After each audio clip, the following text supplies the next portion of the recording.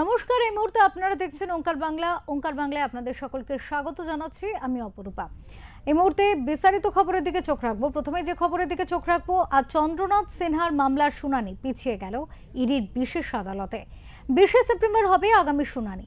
প্রাথমিক নিয়োগ দুর্নীতি মামলায় চন্দ্রনাথ সিনহা আরও বিপাকে। ইডির ষষ্ঠ চার্জশিটে বিস্ফোরক তথ্য। প্রাথমিক নিয়োগ দুর্নীতি মামলায় এবার রাজ্যের মন্ত্রী চন্দ্রনাথ সিনহাকে নিয়ে বিস্ফোরক দাবি করল এনফোর্সমেন্ট ডিরেক্টরেট। ষষ্ঠ সাপ্লিমেন্টারি চার্জশিটে ইডি জানিয়েছে চন্দ্রনাথ সিনহা সরাসরি যুক্ত ছিলেন নিয়োগ দুর্নীতির টাকার লেনদেনে। তদন্তে উঠে এসেছে তার মাধ্যমে এই চক্রে প্রবাহিত হয়েছে প্রায় 12,72,00,000 টাকা।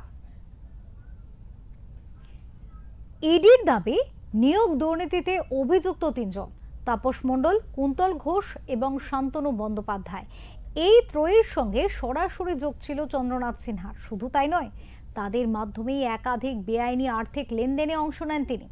তদন্তকারীরা জানিয়েছেন কুন্তল ঘোষের বাড়ি থেকে উদ্ধার হওয়া 159 জন অযোগ্য চাকরির প্রার্থীর তালিকাও চন্দ্রনাথ সিনহার সূত্র ধরেই আসে। এই তালিকায় নাম থাকা প্রার্থীদের কাছ থেকে বিশাল অঙ্কের টাকা তোলা হয়েছিল। ইডির চার্জশিটের দাবি, চাকরির প্রতিশ্রুতির নামে প্রতিটি প্রার্থীর কাছ থেকে সর্বনিম্ন 8 লক্ষ টাকা, সর্বাধিক 10 লক্ষ টাকা পর্যন্ত নেওয়া হয়েছিল। ইডির তদন্ত বলছে এই পুরো চক্রের মাধ্যমে টাকার অঙ্ক দাঁড়িয়েছে 12 কোটি টাকারও বেশি, এবং সেই অর্থ লেনদেনে চন্দ্রনাথ সিনহাই ছিলেন অন্যতম মধ্যস্থতাকারী। শুধু নামমাত্র নয়, বরং সক্রিয়ভাবে এই দুর্নীতির রুট ম্যানেজ করতেন তিনি, এমনটাই দাবি তদন্তকারীদের।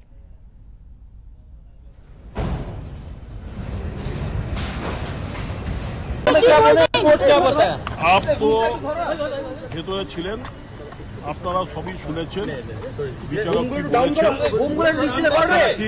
নেক্সট দিনে সুবিচার পাবেন।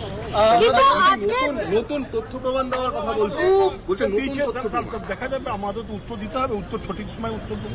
আপনার যে 12 কোটি টাকার সম্পত্তি, সেটা হিসাব বহির্ভূত বলে জানাচ্ছে ইডি। সেটা প্রমাণ হয়ে পড়ে। ঠিক আছে, ছেড়ে দাও। दादा अगला सुनवाई कब? कोर्ट ने क्या बताया सर? अरे आप लोग तो भीतर में थे, आप तो जानेंगे। ठीक है।